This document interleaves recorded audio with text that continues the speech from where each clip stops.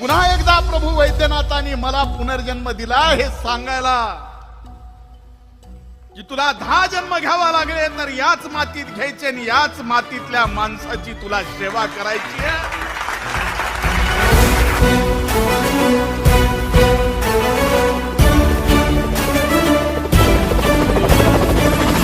जीत heal पंडावरे जिद्द राहू दे मनी झुंजायची पुन्हा अडवतील ही लाख वादळे सिद्ध होनी तुला उजळायचे पुन्हा हो रे